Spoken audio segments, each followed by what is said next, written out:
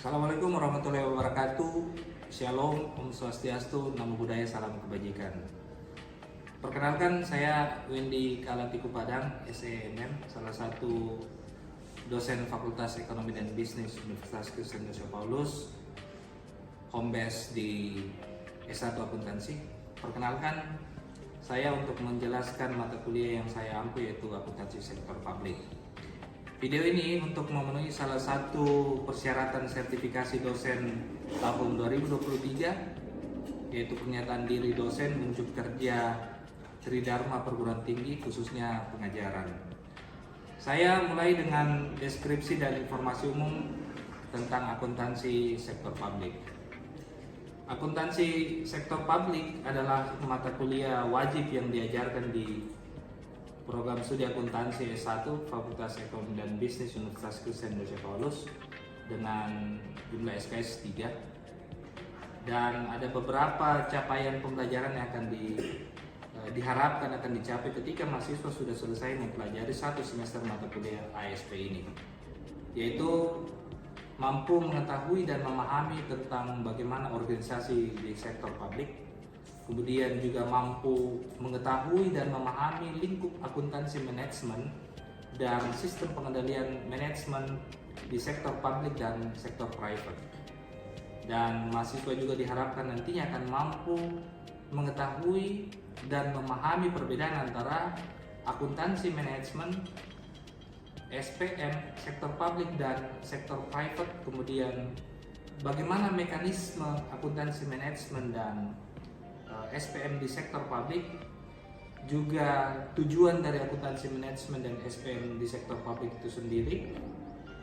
Lalu kemudian capaian yang lain yang diharapkan adalah mahasiswa mampu mengetahui dan memahami lingkungan dan lingkup akuntansi di organisasi sektor publik, apa itu perbedaan akuntansi di organisasi sektor publik dan sektor publik, kemudian proses akuntansi sektor publik berbasis modifikasian dan lingkup akuntansi di organisasi sektor publik.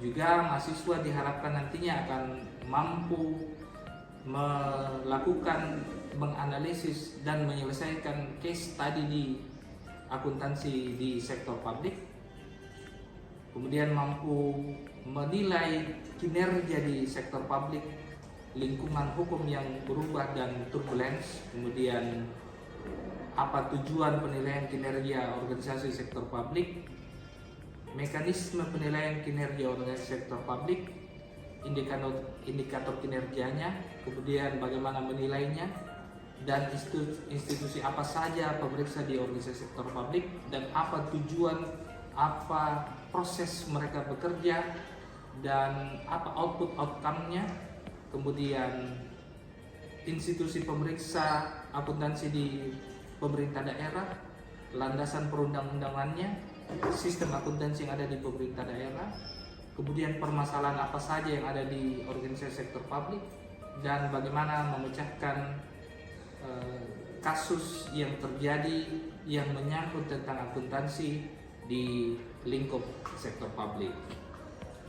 Itu beberapa capaian yang diharapkan akan dicapai oleh mahasiswa ketika selesai mempelajari mata kuliah akuntansi sektor publik di satu semester yang merupakan mata kuliah wajib tersebut. Bentuk-bentuk pembelajaran yang dilakukan, saya lakukan di dalam kelas, yaitu ceramah dan tanya jawab, kemudian diskusi, kemudian melakukan case study di lapangan. Namun dalam hal ini saya akan memperlihatkan video cara mengajar, dan case study di lapangan itu adalah merupakan bagian dari tambahan proses cara belajar di mata kuliah akuntansi sektor publik ini. Alat-alat yang saya pakai di dalam kelas adalah LCD, kemudian tentunya laptop juga, dan perangkat-perangkat yang lain yang menunjang cara mengajar saya di dalam kelas. Demikian perkenalan saya, dan saya akan memperlihatkan cara mengajar saya di dalam kelas. Dipersilakan. mata kuliah akuntansi sektor publik, dan sebelum kita mulai seperti biasa kita berdoa sesuai dengan pemikiran kami.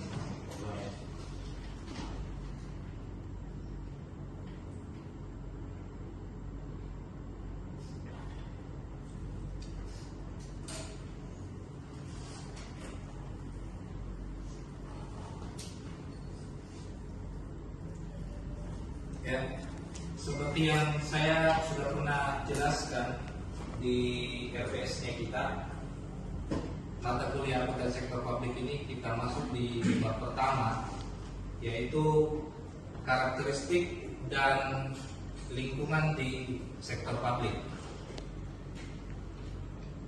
Pengertian dan ruang lingkup akuntansi sektor publik. Istilah sektor publik ini dia memiliki pengertian yang bermacam-macam. Nah, hal tersebut itu merupakan konsekuensi dari begitu luasnya wilayah layanan publik tersebut, sehingga setiap disiplin ilmu, baik itu ekonomi, politik, hukum, dan sosial, dia memiliki cara pandang dan definisi yang berbeda-beda terhadap layanan sektor publik tersebut. Dari sudut pandang ilmu ekonomi, sektor publik ini dipahami sebagai suatu entitas yang aktivitasnya berhubungan dengan usaha untuk menghasilkan barang dan pelayanan publik dalam rangka memenuhi kebutuhan dan hak publik tersebut.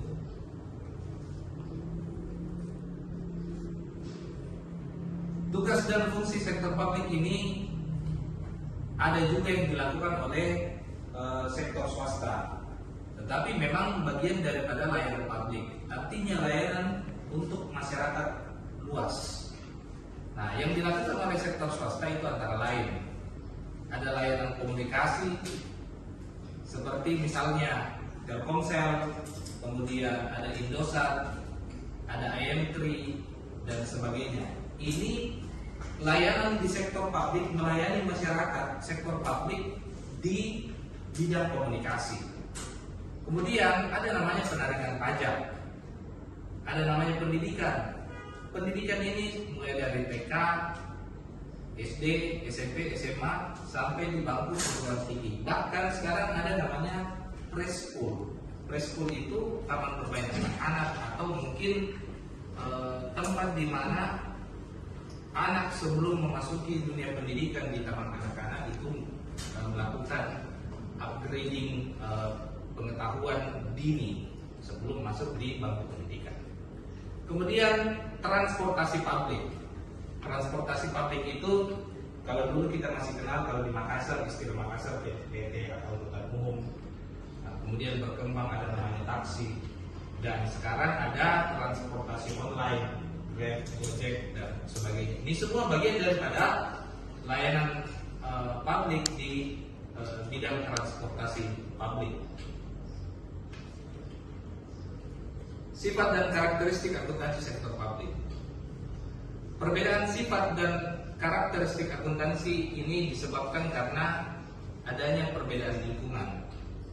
Nah, komponen lingkungan yang paling mempengaruhi organisasi sektor publik itu dia meliputi itu faktor ekonomi, kemudian ada faktor politik, kultur, dan demografi atau tingkat usia yang ada di dalam suatu daerah tersebut. Kenapa dia dikatakan sifat dan karakteristik itu dia dipengaruhi oleh lingkungannya, faktor ekonomi misalnya. Layanan publik di suatu daerah itu tergantung dari tingkat ekonominya juga. Contoh misalnya, kenapa dikatakan bahwa layanan publik itu dipengaruhi oleh faktor ekonomi? Misalnya, ongkos transportasi yang ada di Makassar tentu dia berbeda dengan ongkos transportasi yang ada di daerah-daerah pegunungan. Atau misalnya harga bahan baku atau harga bahan bangunan yang ada di Kota Makassar dan kita membandingkan daerah pelosok, misalnya di daerah pegunungan, tentu dia berbeda. Kenapa? Karena proses untuk menjangkau dari satu daerah ke daerah lain di daerah pegunungan itu memerlukan transportasi yang cukup mahal, sehingga tentu layanan publik itu menjadi mahal di situ. Itu faktor ekonomi. Kemudian faktor politik. Kondisi daerah itu dipengaruhi dengan faktor politik juga.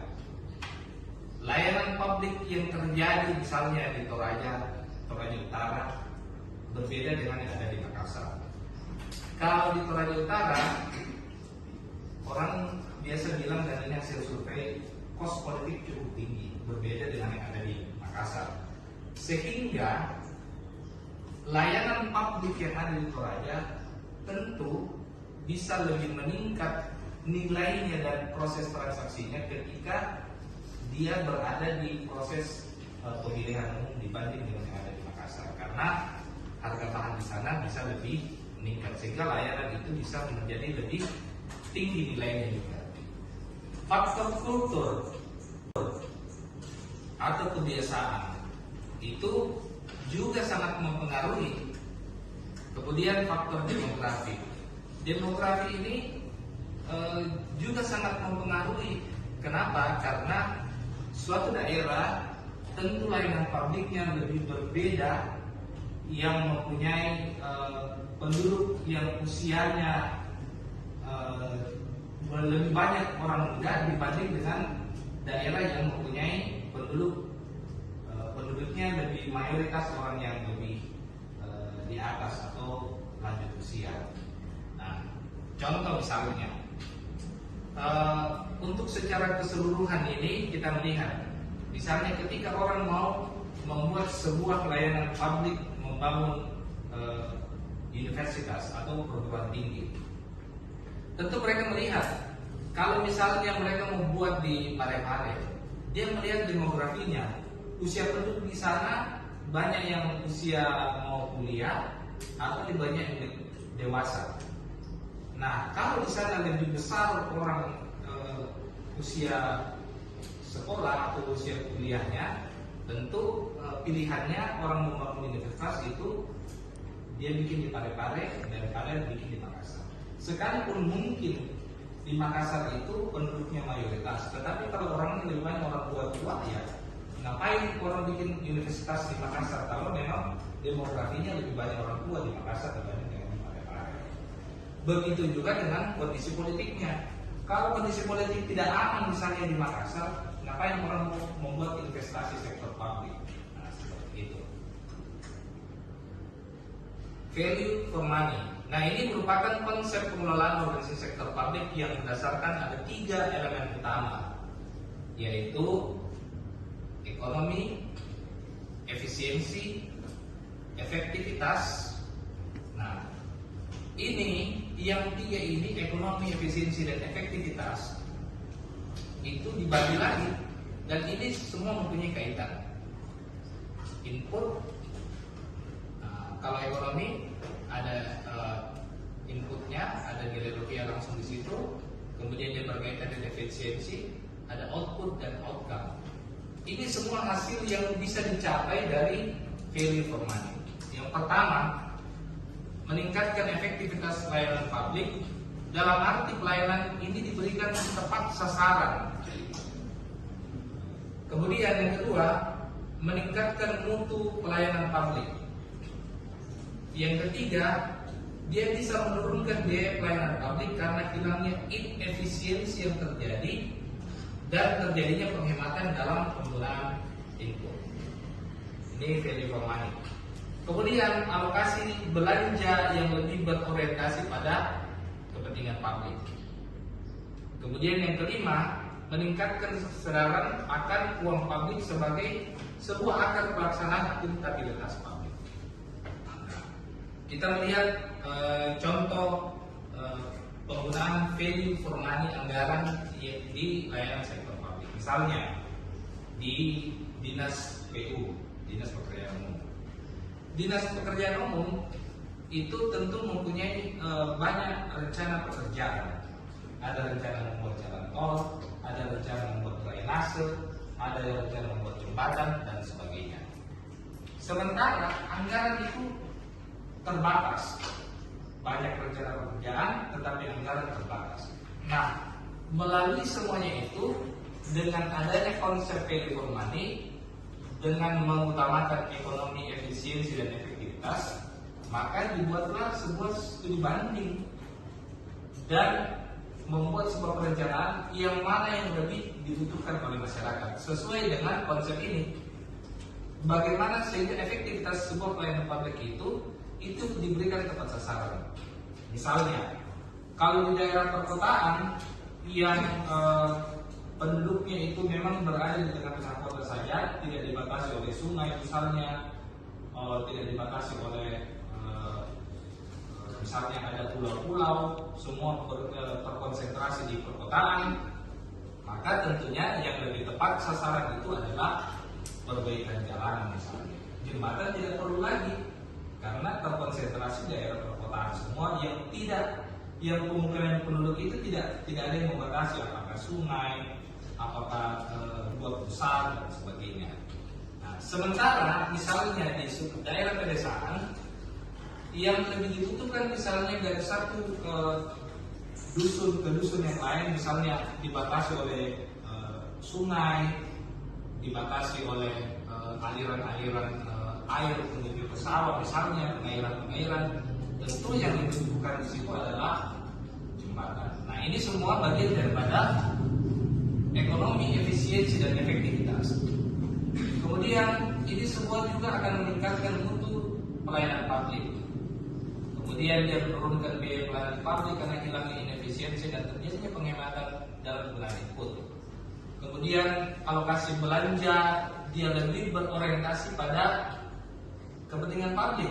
Nah, seperti yang saya katakan tadi bahwa kita melihat dinas PU itu atau pemerintah itu melihat yang mana yang lebih dibutuhkan oleh masyarakat pada saat ini.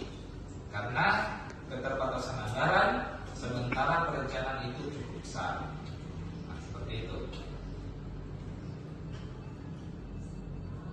Perbedaan antara dan persamaan antara sektor publik dan sektor swasta.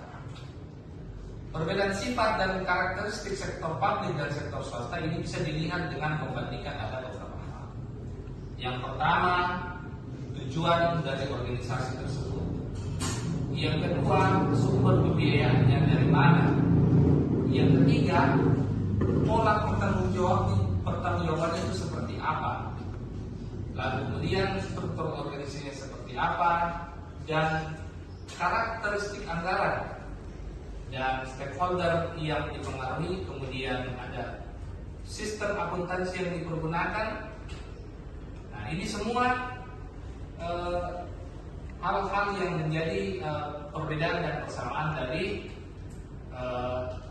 akuntansi sektor publik. Struktur organisasinya tentu berbeda juga. Kalau struktur organisasi itu pucuk pimpinannya dipegang oleh owner kalau swasta. Kalau pemerintah ya pimpinan kantor atau instansi tersebut. Kemudian yang ketiga, proses pengendalian manajemen termasuk keuangan. Kedua sektor ini membutuhkan informasi yang handal dan relevan untuk melaksanakan fungsi manajemen, yaitu perencanaan, pengorganisasian, dan pengendalian. Nah, ini merupakan sebuah kesamaan. Manajemen keuangannya dia harus menggunakan orang-orang yang mempunyai kapabilitas yang betul-betul handal dalam melaksanakan proses manajemen keuangan tersebut. Kenapa seperti itu? Ya tentunya kalau tidak mempunyai manajemen termasuk keuangan yang baik, yaitu perencanaan, pengorganisasian, dan pengendaliannya itu kalau tidak bagus, ya sama-sama bisa kolaps, baik itu pemerintah maupun sektor swasta. Ini contoh misalnya di kampus negeri itu sekarang sudah namanya badan hukum, berarti pengelolaannya itu semi swasta. Jadi tidak lagi mendapatkan anggaran dari pemerintah 100%. Nah, proses pengelolaan keuangannya itu dia harus menggunakan orang-orang yang betul-betul handal. Karena kalau tidak, yang selama ini kampus negeri mengharapkan bantuan dari pemerintah, nah sekarang tidak ada, ya tentu bisa menjadi maju program ini tersebut ketika dia tidak memiliki manajemen, termasuk manajemen keuangan yang diantaranya perencanaan, progresi dan pengendalian itu tidak bagus. Yang kelima, kedua sektor dia terikat pada peraturan perundangan dan ketentuan hukum lain yang disyaratkan. Sekalipun dia pemerintah, tetapi dia mempunyai aturan juga. Sama dengan swasta, dia punya aturan. Jadi kedua sektor tersebut, sekalipun layanan publik, dia mempunyai peraturan perundangan dan ketentuan hukum lainnya yang sama disyaratkan. Gitu. Tujuan akuntansi sektor publik ini secara teoretik menurut American Accounting Association tahun 1970 dan menurut Klein tahun 1993, dia menyatakan bahwa tujuan tujuan akuntansi pada organisasi sektor publik itu antara lain yang pertama, dia memberikan informasi yang diperlukan untuk mengelola secara tepat, efisien dan ekonomis atas suatu operasi dan alokasi sumber daya yang dipercayakan kepada organisasi. Tujuan ini terkait dengan pengendalian manajemen. Yang kedua, ini masih menurut American Accounting Association dan menurut Klein, dia memberikan informasi yang memungkinkan bagi manajer atau pimpinan dalam sebuah organisasi tersebut untuk melaporkan pelaksanaan tanggung jawab, mengelola secara tepat dan efektif program dan menggunakan sumber daya yang menjadi wewenangnya, dan memungkinkan pegawai pemerintah untuk melaporkan kepada publik hasil operasi pemerintah dan penggunaan dana publik tersebut. Tujuan ini terkait dengan proses akuntabilitas. Ya, jadi akuntansi sektor publik dan good governance. Pengertian governance ini diartikan sebagai bagaimana cara mengelola urusan publik. Menurut World Bank, dia memberikan definisi sebagai bagian dari the way state power is used in managing economic and social resources for development of society. Kalau menurut United Nations Development Program atau UNDP, mereka mendefinisikan governance sebagai the exercise of political, economic, and administrative authority to manage a nation's affairs at all levels. Nah, dalam hal ini World Bank dia lebih mengacu pada bagaimana cara pemerintah mengelola sumber daya sosial dan ekonomi untuk kepentingan masyarakat. Sedangkan UNDP dia lebih menekankan pada aspek politik, ekonomi dan administratif dalam mengelola negara. Nah, jika mengacu pada program World Bank dan good governance orientasi, sektor publik adalah merupakan bagian untuk menciptakan good governance. Jadi kesimpulannya, konsep dari World Bank ini yang kita pakai dalam mewujudkan good governance di organisasi layanan sektor publik. Akuntabilitas publik. Akuntabilitas publik adalah kewajiban pihak pemegang amanah untuk memberikan tanggung jawab, menyajikan, melaporkan, dan mengungkapkan segala aktivitas dan kegiatan yang menjadi tanggung jawabnya kepada pihak pemberi amanah yang memiliki hak dan kewenangan untuk meminta pertanggungjawaban tersebut. Kita bahas sedikit tentang otonomi daerah, karena ini bagian daripada layanan sektor publik. Implikasi dari otonomi daerah terhadap penggunaan sektor publik adalah bahwa dalam rangka melaksanakan otonomi daerah, pemerintah daerah dituntut untuk mampu memberikan informasi keuangan kepada publik, DPRD, dan pihak-pihak yang menjadi stakeholder dari pemerintah daerah tersebut. Untuk itu, pemerintah daerah perlu memiliki sistem akuntansi dan standar akuntansi keuangan pemerintah daerah yang memadai. Ini terkait dengan yang kita bahas di slide sebelumnya tadi, Bagaimana mewujudkan sebuah akuntabilitas publik sehingga tercipta sebuah good governance. Nah, otonomi daerah ini memberikan wewenang yang seluas-luasnya pada daerah untuk mengelola daerah tersebut. Nah, awalnya itu tentu harus memiliki sistem akuntansi dan standar akuntansi keuangan pemerintah daerah yang memadai, sehingga pelaporannya itu baik itu ke publik atau masyarakat, ke DPR yang mengesahkan anggaran dan membuat aturan, dan pihak yang menjadi stakeholder pemerintah tersebut. Oke, sampai di sini ada yang mau bertanya, silakan. Ya, saya. Apakah kampus kita ini termasuk dalam layanan sektor publik? Oke. Yang lain?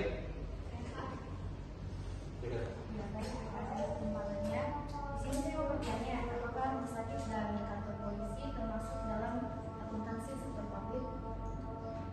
Oke, ya, bagus ya. Kampus kita, kampus polisi ini itu bagian daripada layanan publik. Seperti yang saya sudah jelaskan tadi, bahwa sekalipun ini adalah swasta, kampus itu kampus swasta, tetapi merupakan bagian dari layanan publik karena kita melayani masyarakat banyak di bidang pendidikan. Jadi masih bagian daripada sektor publik. Pertanyaan kedua tadi, kenapa kantor polisi ya dan rumah sakit? Ya, rumah sakit juga merupakan bagian daripada layanan publik karena dia melayani masyarakat banyak dan itu di bidang kesehatan. Kalau kantor polisi juga layanan publik dan dia melayani masyarakat banyak untuk menjaga keamanan masyarakat. Oke, yang lain? Kalau tidak ada lagi, dan cukup kuliah kita hari ini ya. Demikian deskripsi singkat dan cuplikan video pengajaran saya. Saya mengucapkan terima kasih kepada seluruh tim penilai dan tim panitia sertifikasi Smart Dosen tahun 2023 dan semua tim serta pihak-pihak yang terkait. Assalamualaikum warahmatullahi wabarakatuh. Shalom, Om Santi Satyo.